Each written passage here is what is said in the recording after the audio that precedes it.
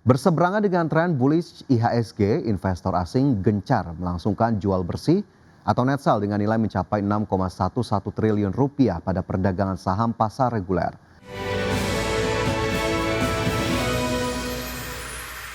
Ya, pemirsa, pada perdagangan saham sepanjang pekan lalu, yakni pada 9 hingga 13 Februari 2026, indeks harga saham gabungan menguat 3,49% point to point, ditutup di posisi 8.212.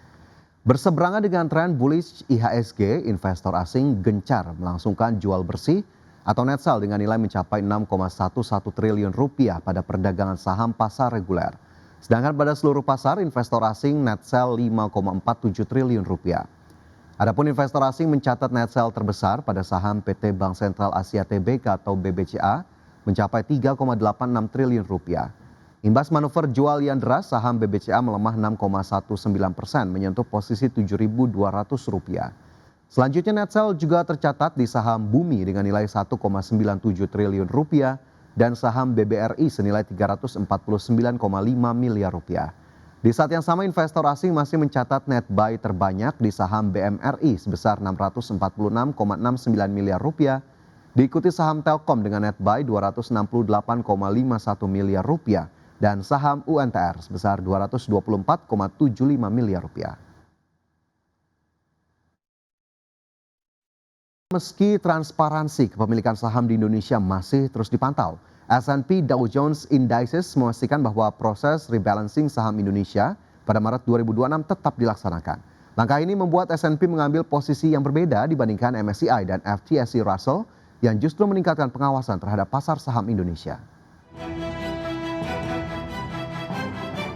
S&P Dow Jones Indices menyatakan tetap memantau perkembangan terkait transparansi kepemilikan saham di Indonesia, namun memastikan proses peninjauan dan penyesuaian indeks kuartalan pada Maret 2026 tetap dilaksanakan sesuai jadwal.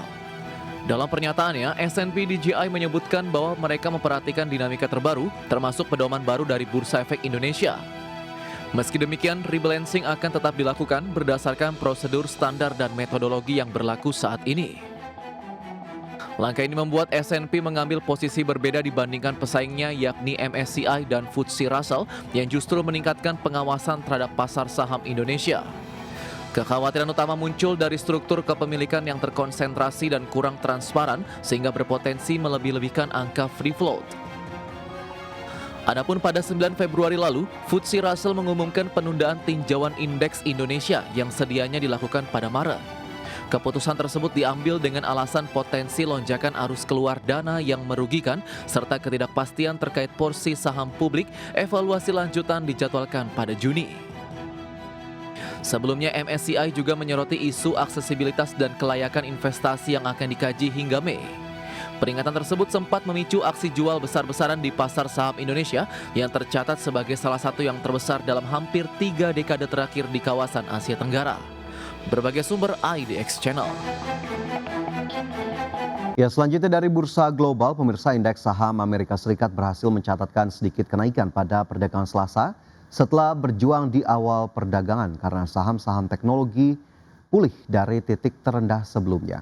Kekhawatiran tentang kecerdasan buatan atau AI yang mengganggu model bisnis telah memicu aksi jual pada pekan sebelumnya, menyebabkan 3 indeks utama Wall Street mencatat penurunan mingguan terbesar sejak pertengahan November. Ya, berdasarkan data perdagangan pada perdagangan Selasa, indeks Dow Jones Industrial Average menguat 0,07% ke level 49.533. Indeks S&P 500 menguat 0,1% ke posisi 6.843 dan indeks Nasdaq Composite naik 0,14% ke level 22.578. Sementara itu dari Eropa, pemirsa, bursa ekuitas Eropa berakhir di zona hijau didorong kenaikan saham sektor keuangan dan kesehatan di tengah pelaku pasar mencermati perkembangan negosiasi geopolitik serta dampak potensi disrupsi AI terhadap model bisnis perusahaan. Indeks Stoxx 600 ditutup naik 0,45% ke level 621,29. DAX Jerman menguat 0,8% ke posisi 24.998 dan indeks FTSE 100 Inggris meningkat 0,79% ke level 10.556. Dan selanjutnya, pemirsa, untuk membahas lebih lanjut terkait dengan kondisi market terkini sudah tersambung melalui line Zoom bersama dengan Hendra Wardana, founder Republik Investor. Mas Hendra, terima kasih sudah bergabung bersama kami di Market Buzz hari ini. Sehat ya Mas? Alhamdulillah sehat Mas Fajar. Baik, kita review terlebih dahulu posisi indeks harga saham gabungan pada Jumat pekan lalu begitu ya. Secara mingguan ataupun sepekan ini naik lebih dari 3% begitu ya. Tapi memang terkoreksi secara harian ke 8.212. Apa yang menjadi catatan pada perdagangan Jumat pekan lalu terutama? Ya Mas Fajar, kalau misalnya kita lihat pergerakan pasar terkait dengan IHSG memang saat ini sebenarnya memang masih menunjukkan pola yang konstruktif ya. Meskipun dalam jangka pendek bisa dibilang terlihat tekanan. Dan secara mingguan kalau misalnya kita lihat IHSG masih mencatatkan kenaikan sebesar 3,49%. Artinya secara agregat sentimen pasar dalam satu pekan terakhir masih positif dan ada akumulasi yang cukup kuat, terutama kemungkinan didorong oleh technical rebound setelah tekanan sebelumnya atau rotasi sektor yang agresif di saham-saham yang berkapitalisasi besar. Nah, dari sudut pasar ekonomi, kondisi ini juga menggambarkan adanya profit taking setelah kenaikan tajam yang bisa dibilang dalam waktu singkat ketika indeks hampir mengalami penguatan 3,5% dalam seminggu. Nah, tapi kalau misalnya kita lihat posisi dari asing sendiri, memang asing selama seminggu itu mencatatkan net sales sebesar 6,1 triliun. Jadi bisa dibilang ini bukan angka yang kecil. Jadi bisa dibilang ini menunjukkan adanya rebalancing portofolio asing. Jadi biasanya tekanan ini akan terasa di saham-saham perbankan. Salah satunya tadi yang Mas Fajar sampaikan juga salah satu saham yang yang paling banyak dijual oleh asing adalah saham BBCA. Namun kalau misalnya selama koreksi ini tidak disertai dengan lonjakan volume jual yang ekstrim untuk IHSG atau IHSG masih bertahan dalam area psikologisnya di 8.200, maka bisa dibilang koreksi ini masih dalam kategori yang sehat, yaitu konsolidasi yang sehat untuk IHSG Mas Fajar. Konsolidasi koreksinya kalau memang masih di 8.200-an masih terbilang wajar begitu ya, meskipun memang angka net sale-nya bisa kita katakan tidak cukup kecil, 6 triliun rupiah. Tapi kalau kita lihat sebetulnya apakah memang ada faktor lain selain rebalancing kemarin, Mas Hendra? Apakah memang ada profit taking juga di sana atau justru memang ada hal-hal lain yang turut diperhatikan oleh pelaku pasar? Iya, pastinya profit taking ya, setelah IHSG sudah naik lebih dari 3,5%, dan kalau misalnya kita lihat juga pasti para investor juga kecenderungan juga wait and see, mengingat kemarin kita juga lumayan libur panjang gitu kan, Senin Selasa, dan Ya. baru dimulai pada hari ini, dan kemungkinan juga hari ini IHSG masih bergerak mix dan kecenderungan memang masih lebih hati-hati, lebih melihat selagi masih tadi yang saya sampaikan, IHSG masih bergerak dalam range di level 8.200 sampai di level 8.300. Oke, berarti terdekatnya sebetulnya mungkin bisa disebutkan juga Mas Hendra, level yang harus diperhatikan oleh para pemirsa. Oke, level yang harus diperhatikan kalau misalnya kita lihat untuk IHSG sendiri dengan posisi saat ini gitu kan berada di level 8.212, memang support kuat untuk IHSG itu di level psikologisnya di level 8.200, tapi memang hal yang dikhawatirkan adalah ketika misalnya IHSG breakdown di level 8.200, maka akan ada support selanjutnya untuk IHSG itu berada di level 8.150 dengan pergerakan resisten IHSG tadi yang saya sampaikan berada di level 8.313 Mas Fajar. 8.313 menjadi level resisten, 8.150 menjadi level support terdekat dari indeks harga saham gabungan. Sementara tadi Mas Hendra sebutkan 8.200-an ini juga bisa menjadi level yang jika memang masih bertahan di level-level tersebut masih cenderung wajar untuk laju indeks harga saham gabungan. Ya, kita tahu kemudian indeks harga saham gabungan pada sepekan kemarin menguat lebih dari 3%, kemudian ada berita terbaru lagi, FTSE, maksud kami S&P DJI begitu yang akhirnya memutuskan untuk tetap melakukan review atau rebalancing indeks saham Indonesia di periode Maret 2026, cukup berbeda dengan apa yang dilakukan MSCI dan FTSE Russell, Mas Hendra. Ini menjadi sentimen positifkah atau justru tidak begitu signifikan mengingat MSCI dan FTSE sudah menghantam duluan? Ya, sebenarnya kalau misalnya dibilang terkait dengan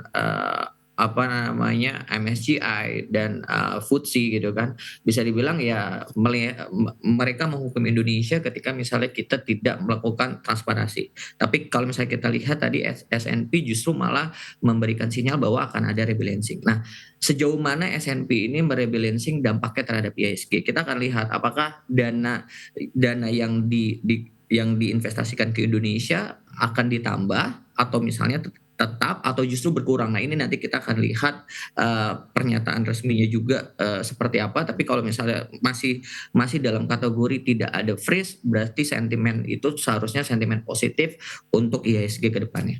Oke, rebalancing-nya kita lihat lagi, jangan-jangan justru yang malah berkurang exposure-nya begitu ya kepada indeks saham Indonesia ini yang juga Betul, memang betul harus Mas kita Fajar. lihat. Itu yang Ya. dikhawatirkan. Baik, semoga memang akhirnya ya tidak demikian begitu ya, agar kemudian ini menjadi sentimen positif tersendiri di tengah upaya yang terus dilakukan oleh regulator pasar modal Indonesia. Tapi kalau kita lihat sendiri, Mas Hendra, mungkin kita menyinggung juga lah terkait dengan apa yang kemudian dikritik oleh MSCI begitu ya, apa yang kemudian juga menjadi perhatian oleh FTSE. Apakah kemudian bisa secepat itu kita memenuhi terutama salah satunya free float dan juga transparansi kepemilikan, bahkan 1% saja nanti dibuka oleh pihak bursa? Iya, itu kan, balik lagi ya kemarin, bursa dan OJK sudah mengundang emiten-emiten terkait dengan free float. Kita akan lihatlah nanti ke depannya, keterbukaan ini apa yang harus dilakukan oleh emiten dan bursa gitu loh. Karena bisa dibilang hal tersebut yang diminta oleh, Morgan Stanley Capital Index. Tapi hal yang harus diwaspadai adalah ketika misal jumlah saham beredar di masyarakat juga, terlalu besar gitu kan. Hal yang dikhawatirkan adalah volatilitas juga akan semakin apa namanya, akan semakin tinggi. Nah, itu yang harus dilihat dari sisi plus minusnya ke depannya. Oke, harus dilihat plus minusnya ke depan bagaimana kemudian free float yang memang sudah dicanangkan bisa mencapai 15% begitu ya dari saat ini yang memang masih diberlakukan di 7,5%. Tapi 7,5%. Betul, Mas. apakah memang jika ini sudah bisa dilakukan begitu ya meskipun memang ratusan emiten mungkin tidak bisa dikejar dalam waktu singkat. Ini akan menjadi apa ya trigger untuk investor asing bisa kembali lagi atau tidak, Mas Hendra?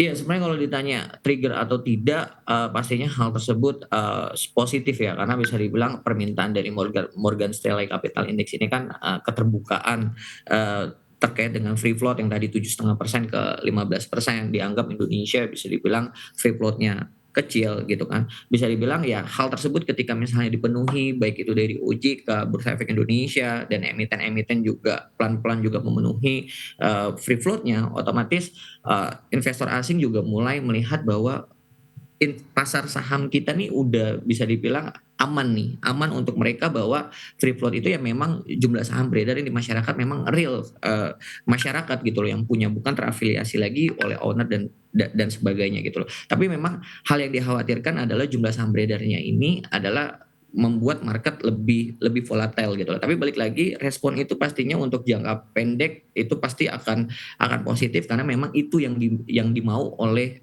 Morgan Stanley Capital Index. Tinggal bagaimana pasar ini memang benar-benar, terjaga secara likuiditasnya. Oke, baik, itu menjadi catatan begitu ya dan kita nantikan bagaimana kemudian upaya dari regulator pasar modal Indonesia untuk ya dalam tanda kutip memenuhilah apa yang menjadi prasyarat dari MSCI maupun FTSE Russell, tidak menutup kemungkinan juga oleh S&P DJI tadi. Baik, kita bergeser ke momentum nih Mas Hendra, kita tahu kemarin libur panjang begitu ya Imlek dan kita juga sudah menjelang Ramadan, begitu pula dengan Idul Fitri nanti. Secara historis sebetulnya perdagangan saham biasanya cenderung ramai atau justru cenderung menurun nih di momen-momen seperti ini, Mas Hendra? Iya, Mas Fajar, kalau misalnya secara historis memang periode pasca Imlek sampai menjelang Ramadan gitu kan, justru bukan fase yang konsisten bullish gitu loh bagi IHSG. Jadi kalau misalnya kita lihat dari seasonality di bulan Februari gitu kan, rata-rata memang mencatatkan minus, justru penurunan sebesar 0,93 gitu loh dengan probabilitas hanya 50%. Artinya di bulan Februari memang cenderung tidak kuat gitu loh untuk IHSG, tapi bisa dibilang juga tidak terlalu dalam gitu loh. Bahkan dalam beberapa tahun terakhir kalau misalnya kita ngelihat tekanan IHSG cukup tajam, misalnya di Februari 2025 yang terkoreksi itu 2 digit, dan 2026 juga kalau misalnya kita lihat sampai saat ini juga masih cenderung negatif gitu kan setelah kita mengalami trading halt beberapa kali. Jadi ini menggambarkan satu pola klasik di pasar sebenarnya. Setelah Januari yang biasanya penuh optimis gitu kan, ada window dressing di awal tahun gitu kan. Jadi investor memang cenderung melakukan taking profit di saat juga memang waktu yang bersamaan ada terkait dengan Morgan Stanley dan FTSE Russell. Oke, tapi dari sisi momentum atau seasonal side sendiri kalau momen-momen seperti ini apakah memang masih terbuktikah sektor-sektor tertentu akan cukup diminati? Apakah mungkin sektor consumer atau justru sudah tidak begitu terlihat lagi ada sektor yang mendominasi meskipun momentum Ramadan dan Idul Fitri yang dikaitkan dengan konsumsi yang begitu tinggi? Ya biasanya memang, suka nggak suka memang secara seasonality memang, saham-saham yang, sektor consumer gitu kan, pasti mengalami, kenaikan menjelang Ramadan. Tapi biasanya ketika misal sudah menjelang, udah mau, lebaran itu biasanya ada taking profit secara seasonality di sana. Ya intinya dimanfaatkan aja, momentumnya sama kayak misalnya seperti saham-saham ingin membagikan dividen. Nah biasanya menjelang dividen tuh saham-sahamnya mengalami, kenaikan. Tapi ketika misalnya pasca ex-date pasti dia mengalami penurunannya sesuai dengan yield-nya gitu kan, dividen yield-nya. Begitupun juga sama ketika misalnya menjelang Ramadan pasti saham-saham yang diuntungkan adalah saham-saham yang, seperti, consumer atau misalnya saham-saham infrastruktur konstruksi seperti jasa marga. Nah, biasanya saham-saham itu secara seasonality mengalami kenaikan dan dimanfaatkan untuk, para trader untuk, trading di saham-saham tersebut. Oke, berarti kalau memang, seasonal sekali memang benar-benar harus diperhatikan mungkin day by day-nya begitu ya, bagaimana kemudian pergerakan dari saham-saham tersebut. Tadi mungkin kalau saya kutip sendiri ada consumer di sana yang disebutkan Mas Hendra, kemudian infrastruktur, yang juga tadi sudah disebutkan mungkin bisa menjadi perhatian begitu ya jika memang ini masih sesuai dengan strategi investasi ataupun, trading Anda. Lantas kita tahu, momen-momen ini kita sudah di bulan Februari pertengahan begitu ya, memang belum begitu banyak laporan keuangan tahun 2025 yang dirilis begitu ya Mas Hendra, memang biasanya ada lag sedikit lah. Nah apakah kemudian ini dari yang sudah dirilis atau mungkin ekspektasi yang nanti akan dirilis, masih bisa menjadi katalis untuk, pasar berikutnya Mas Hendra? Iya, jawabannya bisa dibilang tergantung, fase pasarnya gitu ya, Mas Fajar. Jadi dalam jangka pendek memang sentimen, global memang sangat kuat, kebijakan terkait dengan suku bunga, pergerakan US Treasury, terus kalau misalnya kita lihat terkait dengan, Morgan Stanley gitu kan, dan terakhir nanti kita akan lihat respon dari S&P seperti apa. Namun kalau misalnya dibilang untuk laporan keuangan ini justru akan menjadi katalis yang lebih fundamental gitu loh, yang lebih fundamental, yang tahan lama gitu loh. Jadi bisa bilang kalau kinerja tahun 2025 ini menunjukkan pertumbuhan laba yang, positif, jadi bisa dibilang di tahun 2026 ini akan optimis. Jadi akan mengubah persepsi terkait dengan valuasi dari emiten tersebut. Makanya bisa dibilang, penting juga kita ketika melihat juga terkait dengan, fundamental dan kedepannya proyeksinya seperti apa. Walaupun memang untuk yang tadi saya sampaikan, di jangka pendek ini kita masih kena, sentimen terkait dengan Morgan Stanley Capital Index, terkait dengan free float, tapi pada pada akhirnya adalah saham-saham yang berbasis fundamental yang kuat. Kalau misalnya kita perhatikan, itu adalah saham-saham yang relatif lebih, kuat dan tahan banting di saat IHSG beberapa hari kemarin mengalami trading halt. Oke, ini, cukup menarik begitu ya bagaimana kemudian rilis laporan keuangan nanti dinilai atau dicerna oleh para pelaku pasar ataupun investor, seiring dengan kinerja dari emiten di tahun 2025. Tapi kalau saya menyinggung sedikit begitu ya, sentimen lainnya yang juga memang, saat ini terdekat adalah, keputusan Bank Indonesia begitu ya, terkait dengan suku bunga di 19 Februari mendatang. Apakah lagi-lagi ini masih menjadi perhatian pasar atau memang ya sudah cukup price in, Mas Hendra sejauh ini?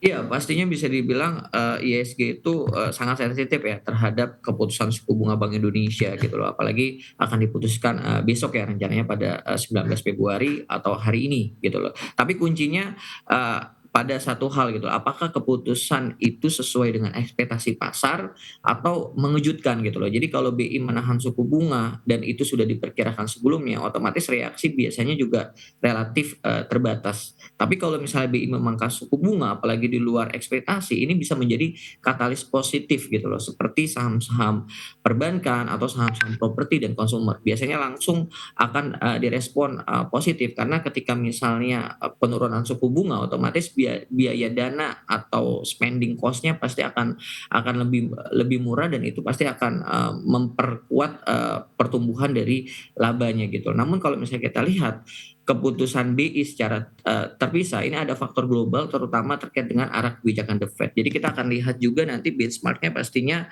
kalau misalnya kecenderungan juga The Fed masih lebih hati-hati dan infonya bahwa di tahun 2026 ini akan, penurunan 2 kali, kemungkinan untuk bulan ini Bank Indonesia masih akan tetap mempertahankan suku bunganya. Apalagi kalau misalnya kita lihat yang tadi Mas Fajar sampaikan Ya. juga di awal bahwa nilai tukar rupiah kita juga masih terdepresiasi. Jadi mungkin, prediksinya atau perkiraannya masih kecenderungan untuk, BI mempertahankan suku bunganya di bulan ini. Baik, ini tentunya menarik kita tunggu apalagi pasca adanya kehadiran Deputi Gubernur BI baru begitu ya. Nanti apakah kemudian pasar, memberikan penilaian yang cukup positif dan kita harapkan memang masih sesuai dengan ekspektasi.